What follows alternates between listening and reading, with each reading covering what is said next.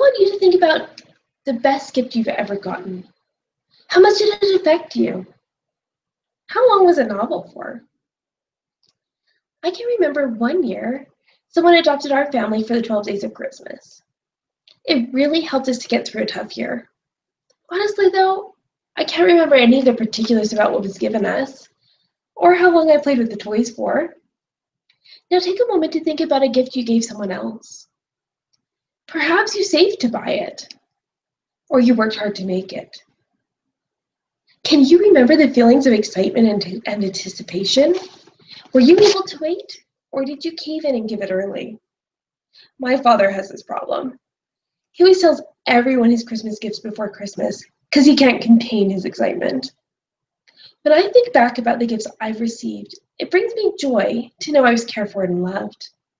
When I think about the giving I've done, it's been formative to who I am as a person. In reality, when people choose to give, they are happier and healthier human beings who can make a large difference in the world around them. Science is showing that giving makes us a happier person than when we get. In one study, participants were given an envelope with anywhere from $5 to $20. They were given the option to either spend the money by the end of the day on themselves or to spend it on someone else. It didn't matter how much was spent. The participants were far happier when they gifted the money. Additionally, the effects of giving last longer than getting. In another study, Americans were asked what income they had and what they spent their money on. It was shown that regardless of their income, those who spent money on other people were happier than those who spent money on themselves. Here's the thing. Our brains reward us when we give. We get a boost of endorphins, similar to a runner's high. We also get a release of oxytocin, which is the bonding hormone. It lowers your stress and helps you feel more connected to others. Giving and acts of kindness have been shown to improve relationships. The other awesome thing about giving, it's been shown to make us healthier. Studies have shown that those who give back have lower blood pressure, higher self-esteem, less depression, lower stress, and they live longer. But honestly, when we're talking about giving, does it make sense to talk so much about ourselves and what we get? Maybe it doesn't matter. In our world, there's desperate need all around us. At present, 2.7 billion people live on less than $2 a day. 66 million school children go to class hungry across the world, with 23 million in Africa alone. 3.1 million children die every year from hunger. Millions more from vaccine-preventable diseases. There are children forced into war, and women and children forced into sexual slavery. Vulnerable people live on the streets, and they might need help to manage mental illness and addiction. Across the world, women's rights are in jeopardy, and they're prevented access to education. In this world full of need, can we forget those who suffer from loneliness, depression, or abandonment?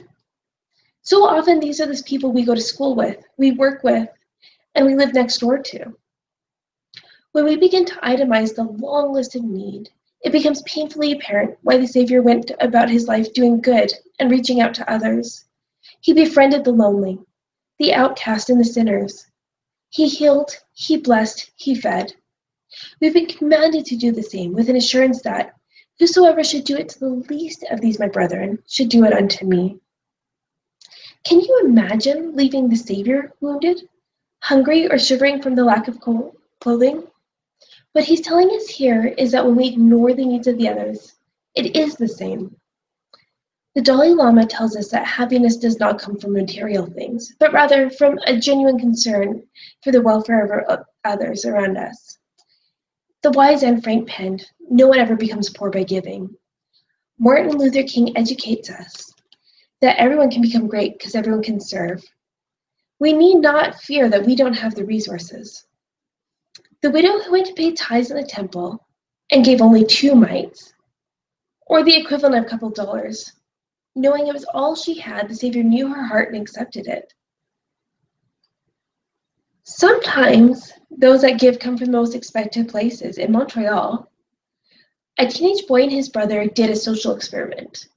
The boy pretended to be homeless to see how willing people were to give. Most people passed the boy without a glance. Some gave a few dollars. Then an incredible thing happened. A homeless man passed by and felt compassion and concern for the young boy. He took the jacket off his back, his only jacket, and gave it to the boy. His words were, "It's very cold. Let's make you a little warmer." We don't need to give all that we have to follow this man's example. There are many ways to give. We can start by having a willing heart. There may be times that we have the financial resources to give plentifully. I believe that we should try to be as generous as possible in this regard. And we need to be honest with ourselves. Can we forgo that smoothie or the MAC lipstick and donate the money instead? But there are so many more ways to give. We can give of our time and volunteer for worthy organizations. We can be a listening ear. We can make things to brighten people's lives, or to ship to third world countries such as hats, gloves, and scarves. We can write letters to missionaries or soldiers. We can give baked goods to those around us.